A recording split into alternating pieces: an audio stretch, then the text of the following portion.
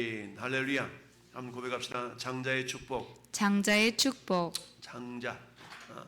요즘은 뭐 대부분 가정마다 한 명 낳거나 두 명 낳거나 일이 낳기 때문에 대부분 장자인 경우가 많이 있는데요. 예전에 보통 뭐 17명씩 낳을 때가 있었죠. 오늘도 전도하는데 그 저 성안에서 오시는 어르신 한 분이 계시는데 이분은 8남매를 두셨다고 하더라고요. 8남매? 8남매 중에 당신이 맏이었다는 거예요. 맏이. 그래가지고 자기가 동생들을 다 길렀는데 딸이 둘에다가 아들만 6이래. 그래가지고 맏이니까 누님이잖아. 누님. 동생들 학교 보낼 때 도시락을 6개를 쌌대. 6개. 도시락을 6개를 쌌다는 거야. 야, 그러니 어떨 때는 반찬이 부족해가지고 싸다 말고 이런 말씀을 쭉 하시더라고. 근데 지금도 동생들 중에서 한 사람은 먼저 가고 명절 때 다 모였다고. 근데 이제 노점을 하시면서 그야말로 자기 소일거리 하시는 거예요. 연세가 80이 한참 넘었는데 그러신 분을 뵀어요. 자, 근데 자기가 맞으니까 동생들을 잘 정말 돌보고 사랑으로 섬기고 이런 일들을 하고 있는 것을 봅니다. 저도 우리 맞이였던 우리 누님, 물론 이제 여기서는 장자 그러면 아들에 대한 모습으로 많이 나타나게 하지만 어떤 맞이라는 것은 굉장히 어깨에 무거운 책임감을 가지고 있게 되죠. 성경에서 장자의 어떤 권위, 권세 이런 것은 자주 나옵니다. 그래서 장자라는 것은 이스라엘 문화에서 장자는 아버지 유업의 두 몫을 차지하게 되죠. 두 몫을 차지하게 됩니다. 누가복음 16장이나 창세기 또 에서와 야곱 전부 다 쌍둥이들이죠. 그리고 오늘 본문에 나오는 유다가 낳은 두 아들도 역시 쌍둥이 이게 나오는데, 원래는 야곱의 12아들들이 가운데 르우벤이 장자였잖아요. 근데 르우벤은 자기 소모 빌하를 이렇게 나이대가 비슷했나 보죠.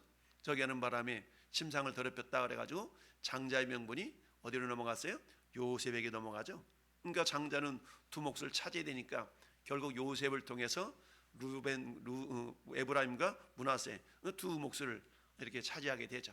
그래서 요단을 이제 점령하고 여호수아를 통해서 점령하고 땅을 분배할 때 요셉에게는 두 몫이 돌아가지 않습니까? 므낫세 그다음에 에브라임 두 몫이 돌아가게 되는데, 이처럼 이스라엘 문화에 있어서 장자라는 것은 이어받을 유업에 있어서 두 몫을 얻는 것뿐만 아니라, 오늘은 우리가 우리나라에서 뭐 장자가 갖는 그런 어떤 강점 이런 부분들은 크게 퇴색되었다라고 말할 수가 있죠. 저희 집안에서도 5남매 가운데 이 장남에 대해서 어찌나 할머니와 어머니가 그렇게 신경을 쓰고 애정을 쏟고, 왜 그러잖아요. 장손 그 시대는 그런 게 강했지 않습니까? 그러다 보니까 얼마 되지도 않는 그 유업이라 유산이라고 그래요. 이거 뭐 자식들한테 물어보지도 않고 그냥 큰 놈한테 다 넘겨줘 버리고 이런 자식들이 착해서 그렇지, 소송벌레 가지고 이건 불공평하다 그럼 싹 다시 토해내야 되거든요. 근데 장남한테 물어보지도 않고 다 재산 다 상속시켜 버리고, 그러면 그 장남은 장남 역할을 해야 되는데 제대로 하지도 못하고, 이런 모습들을 보면서 참 옛날 어르신들 그 장남 장손에 대한 사랑이 참 지극정성했어요. 제 할머니가 장남이 그 자취한다고 자취방에 가서 다 연탄불 막 그러면서 밥 해주다가 연탄개서 먹고 돌아가셨거든. 그러니까 이 장손에 대한 그런 애정이 아주 지나친 거야. 오늘 우린 유다라는 그 유다의 며느리 다말이라는 이 여인을 통해서 우리가 다말이가 임신을 했는데 어때요? 유다를 통해서 결국은 씨를 받게 되죠. 결국 그렇게 해서 정말 이 다말이, 유다는 씨아버지잖아요. 씨아버지 씨를 받는 것 자체가 굉장히 어찌 보면 아름다운 모습은 아니지 않습니까? 그럼에도 불구하고 다말 입장에서는 뭐예요? 내가 며느리인데 씨를 이어가야 되는데 씨를 얻을 수 있는 방법이 없으니까 결국 씨아버지 씨라도 이어가겠다라는 그런 어떤 종족 보존에 대한 그런 강한 열망이 있었던 것이죠. 근데 하나님은 그 모습을 악하다라고 하지 아니하시고 그대로 하나님이 인정해 주신 것을 보게 되는데요. 어찌하든 그렇게 해서 이 다말이가 임신을 하고 정말 날 때가 되었는데 보니까 뭐예요? 해산할 때 보니까 쌍둥이였다는 얘기입니다. 그리고 이 쌍둥이니까 해산할 때 손이 나오는지라 산파가 어떤 놈이 큰 놈인지 구분하려고 뭐예요? 먼저 나온 놈한테 홍색 실을 가져 손에다 미어줬어. 근데 희한하게 어때요? 그 손이 다시 쏙 들어가면서 아우가 먼저 나오는 거예요. 아우가 나왔어. 그러자 산파가 이르되 내가 어찌하여 터뜨리고 나오느냐 하였으므로 그 이름을 베레스라 불렀다. 베레스라는 말은 터뜨리다 라는 의미가 있고, 그 뒤에 나온 곧 형이 홍색 실을 맺었던 그 형이 뒤에 나와서 그 이름을 뭐라고 할까요? 세라. 세라는 말은 밝아진다 이런 의미가 있거든요. 어쨌든 두 이름 자체가 다 좋은 이름들이라 할 수가 있겠는데, 오늘 본문을 통해서 그렇다면 먼저 형으로 나올 뻔했던 세라, 근데 세라를 제치고 누가 나왔어요? 베레스가 먼저 나옴으로 뭐가 됐어요? 장자가 되었다라는 얘기입니다. 그럼 오늘 본문을 통해서 하나님이 우리에게 주시고자 하시는 이 장자의 축복의 의미를 우리가 몇 가지로 우리가 생각해 볼 수가 있는데요. 한마디로 말하면 장자의 축복이라는 것은 혈통적으로 먼저 나온 자들이, 혈통적으로 본다 그러면 먼저 나온 아들에게 주어지는 그런 권세와 책임이다 할 수 있겠지만, 그러나 오늘 우리가 깨달아야 될 것은 하나님께서는 이 장자의 축복이라는 것은 혈통이나 순서가 아니라 하나님의 주권과 은혜를 갈망하는 자에게 주어진다라는 사실입니다. 자, 하나님 입장에서 본다면 전적인 하나님의 은혜와 주권이에요. 근데 우리 인간 배에 온다 그러면 뭐가 있어야 된다고요? 사모함과 열망과 갈망이 있어야 된다라는 얘기죠. 여러분, 우리가 야곱과 에서도 마찬가지 아닙니까? 리브가가 임신을 해서 쌍둥이를 태웠는데 하나님께서는 이미 작은 자가 큰 자가 작은 자를 섬기리라라는 예언을 받고 애가 태어나는데, 큰 놈의 에서가 나오는데 완전 뭐 털이 막 무성무성하게 이렇게 나옵니다. 근데 동생 야곱은 매끄러운 그런 모습으로 나오는데 동생이 어떻게 나왔어요? 형이 뒤꿈치를 잡고 나오죠. 우리 잡고 나왔다는 말은 뭐예요? 내가 먼저 나가야 되는데, 이런 어찌 보면은 그런 열정과 열망의 모습으로 해석하는 경우가 많이 있습니다. 오늘 본문도 역시 마찬가지죠. 오늘 베레스가 동생이었지만 먼저 형을 제치고 이렇게 나오는 이 모습을 통해서 우리에게 교훈하는 바가 있는데요. 이처럼 하나님께서 장자가 되도록 하는 것은 결국 먼저 나왔기 때문만은 아니다. 그것은 철저하게 하나님의 주권과 은혜를 갈망하는 자의 몫이다라는 얘기입니다. 그렇다면 오늘날 저와 여러분들은 어떻습니까? 이미 나는 둘째로 태어났고 셋째로 태어났고, 여러분 자식들이 많을 때 아까 말씀드렸던 팔남매를 두었던 사람 가운데는 장자는 한 명밖에 없잖아요. 근데 요즘은 한 명, 두 명 나오니까, 한 명, 두 명 나오니까 뭐 그 중에 절반은 장자인 거예요. 절반은. 그렇다면 절반은 장자라면 이 장자가 가져야 될 축복의 내용은 뭔가?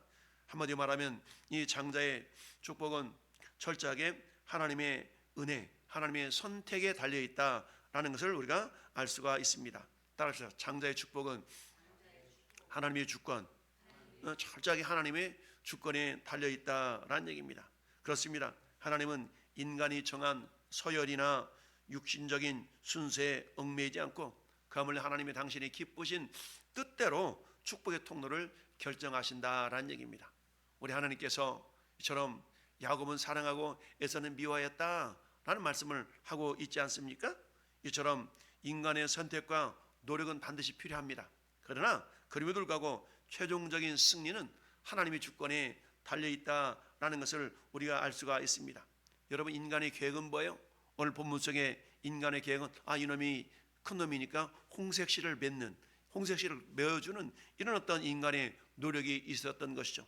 그러나 아무리 인간의 계획, 홍색실을 메어서 이놈이 장자라라고 한다 할지라도 하나님의 섭리는 그 사람이 아니라 베레스가 장자가 되도록 역사하셨다라는 사실입니다. 여러분, 잠언서 19장 21절은 이렇게 말씀합니다.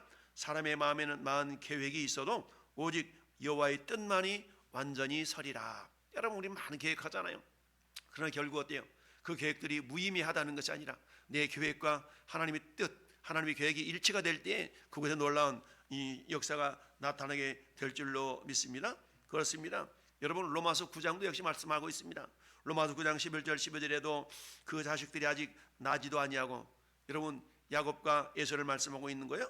자식들이 나지도 아니고 무슨 선이나 악을 행하지 아니한 때에 택하심을 따라 되는 하나님의 뜻이 행위로 말미암지 않고 부르시는 이로 말미암아 서게 하려 하사 리브가에게 이르시되 큰 자가 어린 자를 섬기리라. 큰 자가 누가 나올지 모르잖아요. 근데 먼저 나온 놈이 야곱이 먼저 나올 수 있었지 않겠어요? 그러면 에서가 뒤에 나왔다면 야곱이 에서를 섬기는 자가 됐을 거예요. 근데 에서가 먼저 나왔기 때문에 에서가 야곱을 섬기는 자가 됐어요. 어쩌다 누가 먼저 나온다 할지라도 우리 하나님은 뭐라고 그래요? 큰 자가 작은 자를 섬기리라. 그러니까 리브가 입장에서는 어떤 놈이 먼저 나올지 모르잖아요. 그렇지만 하나님은 어때요? 누구가 먼저 나온다 할지라도 그 먼저 나온 자가 작은 자, 나중에 나온 자를 섬긴다라고 하나님이 섭리하셨다는 얘기죠. 이런 어떤 말씀, 왜 그럴까요? 우리 인간이 생각해 볼 때는 왜 저러지? 라고 하지만 이사야 선지자는 이 말씀에 대해서 이렇게 해석하고 있죠. 내 생각이 너희 생각과 다르며 내 길은 너희 길과 다름이니라. 왜 그래요? 하나님의 생각이 우리 생각보다 높기 때문에 우리는 이해할 수 없지만 그 하나님의 섭리가 그렇다는 걸 우리는 겸손하게 받아들일 수 있어야 된다는 얘기입니다. 따라서 오늘 베레스의 이름이 뭐예요? 터트림이라는 뜻이죠. 따라서 우리 하나님의 주권적인 은혜가 있지만 그러나 이 베레스는 터트리고 나오는 역전의 은혜를 입은 자다라고 말씀할 수가 있습니다.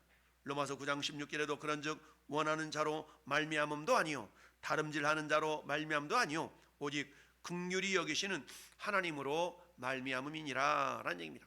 여러분 사람이 태어나고 안 태어나고가 첫째 둘째를 꺼내는 것이 인간의 능력이 아니라는 얘기죠. 철저하게 하나님의 은혜 가운데서 터뜨리고 나오는 모습이 될 수 있다라는 얘기죠. 우리가 잘 아는 다윗은 이새의 아들 가운데 8명의 아들 가운데 막내잖아요. 막내 아들이 결국 이스라엘의 왕이 된 거 아니겠습니까?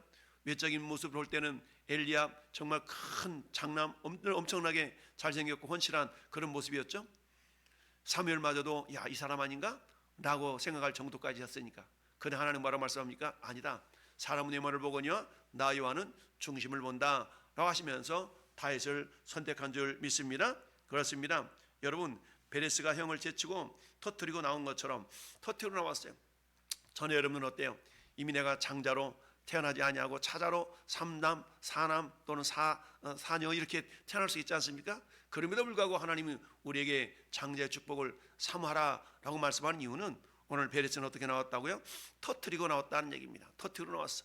그리고 오늘 이 시대에 전에 여러분이 터뜨려야 될 것이 무엇일까요? 여러 가지 장벽의 요소들을 터뜨려야 될 것 아니겠습니까? 환경의 장벽, 여러분 어떤 여러 가지 장벽들이 많이 있습니다. 환경의 장벽, 또 관계의 장벽, 여러 가지 장벽들이 있을 수가 있어요. 이런 장벽들을 우리가 어때요? 터뜨려 나올 수 있어야 된다는 얘기죠. 그럼 어떻게 터뜨릴 수 있습니까? 믿음이 없으면 할 수가 없는 것이죠. 믿음 있는 자라야만. 이 장벽은 마치 이스라엘 백성들이 요단강을 건너갈 때 제사장들이 메었던 법궤를 메었던 제사장들이 요단강물을 밟을 때에 물이 끊어졌던 것처럼 우리 터뜨려야 될 것은 요단강과 같은 인간의 눈으로는 어떻게 이걸 건너가지? 라고 생각할 수 있는 그런 어떤 장벽들입니다. 그러나 믿음으로 내디뎠을 때 요단강물이 멈췄던 것처럼 하나님 우리의 믿음의 발걸음을 보기를 원하신다라는 얘기죠.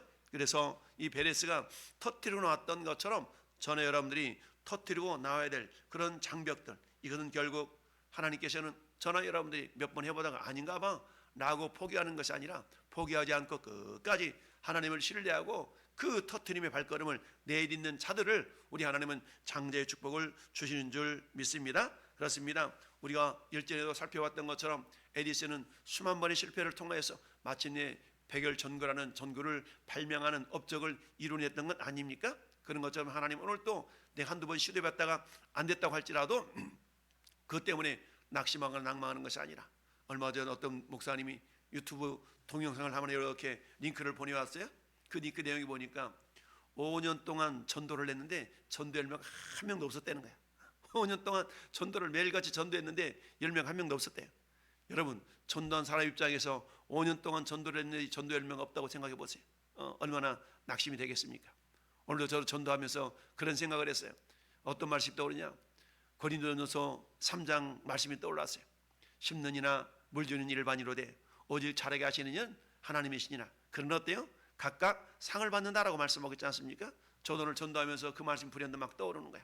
심는 이나 물 주는 일반이로되, 심는 이나 물 주는 일반이로되, 주님 오늘도 내가 심었나이다, 복음을 심었나이다, 말씀의 씨앗을 심었나이다 라고 기도하면서 심는 이나 물 주는 일반이요 오직 자라게 하시는 하나님이시지만 그러나 각각 상을 주신다라고 말씀했으니까 주님 제가 받을 상은 무언가요? 주님 제가 받을 상은 뭔가요? 오늘도 이렇게 전도하면서 기도하면서 전도를 이렇게 했는데요.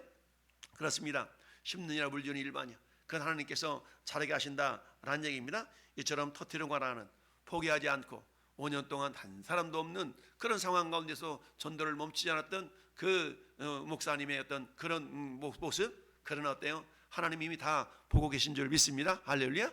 우리 인생이 이 땅이 전부라 그러면 우리는 절망하고 낙심할 수밖에 없어요. 그러나 이 땅 인생이 전부가 아니라 우리 주님 못 어떻습니까?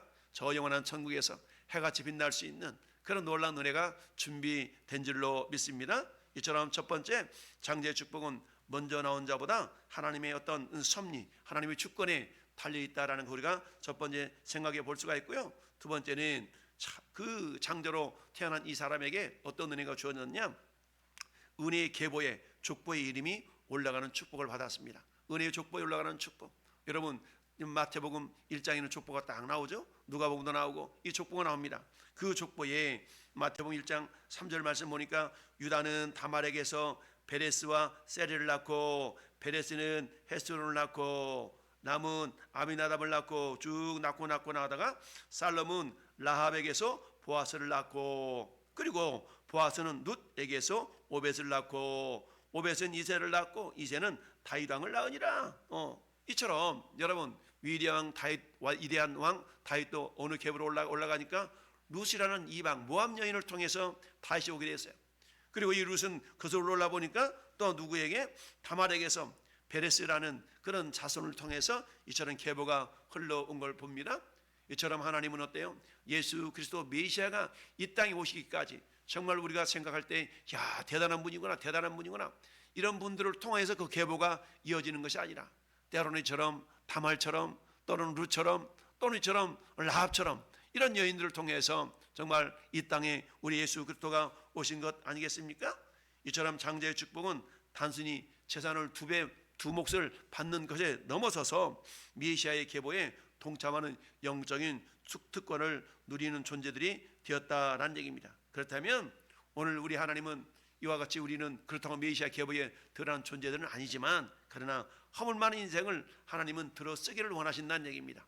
분명히 저나 여러분들이 저 영원한 하늘나라에 갔을 때 장자 축복이라는 건 뭡니까?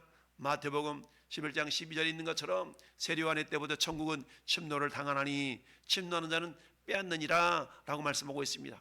여러분 많은 사람을 옳은 대로 돌아오게 하는 자는 하늘의 별과 같이 영원토록 비친다라고 말씀하고 있습니다. 그럼 누가 그런 축복을 누릴 수가 있어요? 장자의 축복을 가진 자라야만이 영원한 축복을 누리는 주인공이 되는 줄 믿습니다. 그런데 여기는 크게 두 가지 의미가 있다고 그래요. 첫 번째는 하나님 주권적인 은혜, 두 번째는 어때요? 그걸 사모하는 열심. 이 사모하는 열심과 주님의 은혜가 어우러졌을 때 놀라운 그 축복의 역사가 나타나게 되는 줄 믿습니다. 그렇습니다. 디도서 3장 5절에도 우리를 구원하시되 우리가 행한 바 의로운 행위로 말미암지 않고 오직 그의 긍휼하심을 입을 따라 중생의 씻음과 성령의 새롭게 하심으로 하였나니. 그런다 할지라도 어때요? 우리 인간편에 그러면 하나님 주권이니까 나는 가만히 있어도 되겠네?가 아니라 그럼에도 불구하고 야곱의 형 에서의 뒤꿈치를 잡아서 내가 먼저 나갈 거야 라고 사모하고 열심을 가졌던 것처럼 오늘 베레스가 형 세라가 먼저 나오려고 했을 때 안 돼! 라고 땡기면서 자기가 먼저 나갔던 것처럼 오늘 이 시대에 하나님은 전에 여러분들의 열정과 열심을 보기를 원하십니다. 그리고 열심을 품고 주를 섬기라는 로마서의 말씀을 또한 우리가 기억할 수 있는데요. 이처럼 터뜨리고 나오느냐 어찌 터뜨리고 나온다 라는 그런 의미는 열정을 가지고 열심을 가지고 사모함을 가지고 있는 자들에게 주시는 하나님의 은혜한 부분인 줄 믿습니다. 하나님 우리의 허물 많은 인생들 여러분 다말이 봐보세요. 이 유다의 며느리 다말이가 윤리적인 면 도덕적인 면으로 본다 그러면 이건 굉장히 음행하고 어찌 보면 그런 모습 아니겠습니까? 세상 말로 말한다면 야 너는 시아버지 씨를 받아가지고 아마 이렇게 욕먹고 그야말로 그런 어떤 모습이에요. 그래 하나님 어때요? 그런 연약한 인생들이 할지라도 우리 하나님은 그를 통하여서 놀란 하나님의 구원의 역사 그걸 뭐 장대 축복이 흘러가는 그런 통로로 사용하셨다라는 얘기입니다. 이처럼 하나님은 허물 많은 인생을 들어 쓰시는 놀란 하나님의 섭리가 있는 줄 믿습니다. 그것 때문에 오늘날 저와 여러분들이 구원의 반열에 동참하게 된 줄로 믿습니다. 여러분 에베소 2장 8절 9절 너희는 그 은혜를 인하여 믿음으로 말미암아 구원을 얻었나니 이는 너에게서 난 것이 아니요 하나님의 선물이라. 행해서 난 것이 아니요 하나님의 선물이라고 그랬어. 왜요? 이는 누구든지 자랑하지 못하게 할 함이라 라고 말씀하고 있지 않습니까? 뿐만 아니라 여러분 베드로전서 2장 9절에는 뭡니까? 너희는 왕같은 제사장들이요 하나님의 나라요 그의 소유가 된 백성이니. 이미 우리를 어떤 존재로, 여러분 왕같은 제사장이니까 뭐예요? 장제의 반열로 우리를 사용하신다는 얘기거든요. 그러니까 어때요? 이제 왕같은 제사장. 왜? 우리를 그렇게 삼으신 이유는 뭘까요? 그것은 너희를 어두운 데서 불러내어 기이한 빛에 들어가게 하시니 아름다운 덕을 선포하도록 하기 위해서 그랬다라는 얘기입니다. 이를 위하여 하나님 우리를 이미 창세전에 계획하셨고 그리스도 안에서 우리를 불러주신 줄 믿습니다. 우리는 그 부르심에 우리가 아무리 연약한 존재라 할지라도 겸손히 순종하고 나아간다면 우리를 그렇게 귀한 존재로 사용하실 줄 믿습니다. 위대한 설교가 찰스 스펄전 목사님은 이런 유명한 말씀을 남겼습니다. 따라합시다. 하나님은 구부러진 막대기로도 곧은 선을 그리신다. 구부러진 막대기로도 하나님은 선을 곧게 그릴 수 있는 능력이 하나님께 있는 줄 믿습니다. 우리가 구부러진 인생이랄지라도 하나님은 그 구부러진 인생을 통하여서 합력하여 선을 이루시는 놀라운 은혜가 있는 줄 믿습니다. 내가 생물학적으로는 나는 장남이 아니고 차남, 삼남이라 할지라도 우리 하나님 눈에 볼 때는 우리를 그런 영적인 장자의 반열에 우리를 능히 들어 사용하시고도 남음이 있다라는 얘기죠. 우리의 연약함에도 불구하고 하나님 우리를 축복의 주인공으로 세우기를 원하신다. 근데 누구나가 다 기회가 있지만 누구나가 다 장자가 되는 건 아니지 않습니까? 어떤 자에게요? 첫째는 하나님 은혜를 사모하는 자에게 주어진다라는 얘기입니다. 우리 하나님은 사모하는 심령을 만족시키시고 주린 영혼에게 좋은 곳으로 채워주시마 약속하고 있습니다. 이 밤도 하나님은 누구에게 이 장제의 축복을 흘려 보내기를 원하실까요? 사모하는 영혼, 오늘도 함께 모여서 부르짖어 기도하며 주님의 은혜를 사모하는 자에게 이처럼 장제의 축복이 나타나게 된 줄로 믿습니다. 가만히 앉아있다고 장제의 축복이 주어지는 것이 아니라 이처럼 간절히 하나님의 복을 사모하며 힘쓰는 자의 몫이 곧 장제의 축복인 줄 믿습니다. 이처럼 세라는 어떻습니까? 내가 장자야라고 나오려고 하더니 아니야 내가 나갈 거야. 베레스가 그 세라를 제치고 먼저 나와서 장자의 복을 거머쥐었던 것처럼 오늘도 저는 여러분 우리가 잘 아는 우리 야곱의 씨름을 잘 알고 있지 않습니까? 야복강에서 야곱은 천사와 씨름할 때 어떻습니까? 날이 셀 때까지 씨름해서 씨름. 그러면서 이렇게 얘기합니다. 이제 날이 세리하니 나로 가게 하라. 야곱이 이르되 당신이 내게 축복하지 아니하면 가게 하지 아니하겠나이다. 축복하지 않으면 가게 하지 아니하겠나이다. 여러분 여호와의 사자 그 천사가 야곱과 씨름해서 질 수가 있겠습니까? 그런 어떻습니까? 끝까지 야곱을 그야말로 이스라엘로 변화시키게 한 그런 하나님이 인내하심 아니겠어요? 결국 한도뼈를 침으로 말미암아서 야곱이 절었지만 우리 하나님은 뭐라고 말씀하세요? 네가 이겼다라고 인정해 주잖아요. 이스라엘이란 말은 하나님과 겨루 이겼다는 의미가 있지 않습니까? 그런 것처럼 네가 이겼다라고 인정해 주신 하나님. 왜 그러실까요? 야곱의 끈질김. 이 끈질김 때문에 하나님은 당신이 저 주신 것 아니겠어요? 오늘날도 마찬가지입니다. 하나님은 간절히 부르짖는 자에게 그래 너는 내게 부르짖으라 라고 말씀하고 있지 않습니까? 구하고 자꾸 문을 두드리라 라고 말씀하고 있지 않습니까? 이런 자에게 우리는 침노하는 자에게 이 장제의 축복이 주어진 줄 믿습니다. 그렇다면 이 장제의 축복을 가진 자들에게 있어서 첫 번째 가정에서는 어떻게 우리가 준비를 해야 될까요? 이 장제의 축복을 누리기 위해서는 첫째 가정에서는 따라합시다. 신앙의 유산으로 나타나야 됩니다. 신앙의 유산으로 나타나야 됩니다. 여러분 잠언서 22장 6절에는 마땅히 행할 길을 아이에게 가르치라라는 말이 있습니다. 여러분 우리 어제 그대로 살펴봤던 것처럼 신명기 6장 우리가 레마라는 말씀이 있다고 그랬죠. 이스라엘아 들으라. 그야말로 자녀들 신앙교육을 철저했던 유대인들 그들은 어때? 마땅히 행할 길을 아이에게 가르쳤다는 얘기입니다. 오늘날에도 마찬가지입니다. 우리 부모님들의 자식에게 무엇을 주겠습니까? 뭘 가르치겠습니까? 여러분 조그만 한 살, 두 살만 되면 혼자 손가락으로 다 이 스마트폰으로 볼 거 다 보는 시대가 되고 말았습니다. 그리고도 불구하고 우리가 놓치지 말아야 될 건 끝까지 주님 품에 안기는 그날까지 우리는 신앙의 유산을 잘 물려줄 수 있어야 됩니다. 장제의 축복을 얻는 자의 모습은 첫째 가정에서 자녀들에게 신앙 유산을 철저하게 물려주기를 원하는 그런 모습으로 행하는 자라야만이 이 장제의 축복을 누리는 자가 되는 줄로 믿습니다. 그렇습니다. 자녀는 부모의 믿음을 이어받아 하나님의 은혜를 삶으로 드러내는 그런 자들이야만이 장제의 축복을 나를 통하여 자녀들에게 흘러가게 하는 줄 믿습니다. 두 번째는 교회 공동체 속에서 장자의 축복은 어때요? 따라서 공동체를 섬김으로. 그렇습니다. 첫 번째, 가정에서는 자녀들에게 신앙의 유산을 물려줌으로 장자의 축복을 누릴 수 있도록 해 주신 거고요. 두 번째, 교회 공동체에서는 우리가 공동체를 섬김으로 나타날 수 있어야 된다라는 얘기입니다. 우리 주님은 어떤 자입니까? 교회 공동체 속에서도 잘난 자, 능력 있는 자만을 쓰시는 것이 아니라, 우리 주님은 고린도전서 1장 27절에 그러나 하나님께서 세상에 미련한 것들을 택하사 지혜 있는 자들을 부끄럽게 하려 하시고 세상에 약한 것들을 택하사 강한 것들을 부끄럽게 하려 하시며 라고 말씀하고 있습니다. 여러분, 교회 내에서 많이 있고 많이 배우고 힘 있는 능력 있는 자들만이 하나님에게 쓰임 받는다면 그건 교회라고 말할 수가 없죠. 우리 하나님은 교회 공동체 속에서 약한 자를 통해 더욱더 강한 자를 부끄럽게 할 수 있는 그런 능력의 하나님이신 줄 믿습니다. 중요한 것은 나에게 그런 사모함이 있느냐라는 얘기죠. 이처럼 교회 공동체 속에서는 장자의 축복을 누리는 자들은 뭐니 해도 섬김의, 공동체를 섬김의 모습으로 나타난다는 얘기죠. 내가 장자의 축복을 가졌어가 아니라 내가 장자를 할지라도 섬김의 모습으로 그 축복을 내가 누릴 수 있어야 된다는 얘기죠. 세 번째는 어때요? 사회에서는 어때요? 장자의 축복은 따라합시다. 빛과 소금의 삶으로. 그렇습니다. 내가 세상에서는 빛과 소금의 삶으로 나타낼 수 있어야 됩니다. 우리 주님, 너희 세상의 소금이라, 너희 세상의 빛이라 라고 말씀하고 있습니다. 세상에서 우리를 통하여서 우리 하나님은 선한 영향력을 끼치기를 원하신 줄 믿습니다. 그런 자들에게 하나님께서는 장자의 축복을 안겨주신 줄 믿습니다. 여러분, 미가서 6장 8절에 주께서 선한 것이 무엇임을 내게 보이셨나니 여호와께서 내게 구하는 것은 오직 정의를 행하며 인자를 사랑하며 겸손하게 내 하나님과 함께 동행하는 것이 아니냐라고 말씀하고 있습니다. 여러분, 가정에서 신앙 유산을 물려주게 해서 우리가 무진장 노력하고 교회 공동체 속에서는 어때요? 섬김의 모습으로 나타나야 되겠고, 사회 공동체 속에서 사회생활 속에서는 어때요? 우리가 뭐니 해도 빛과 소금 역할을 잘 감당할 때에 우리 하나님, 그래 너가 장자의 사랑, 장자의 축복을 받는 주인공이로라고 인정해 주신 줄 믿습니다. 오늘 한 날도 하나님 이처럼 함께 금요일에 나와서 주님, 나를 통하여 장자의 축복이 흘러가기를 원합니다.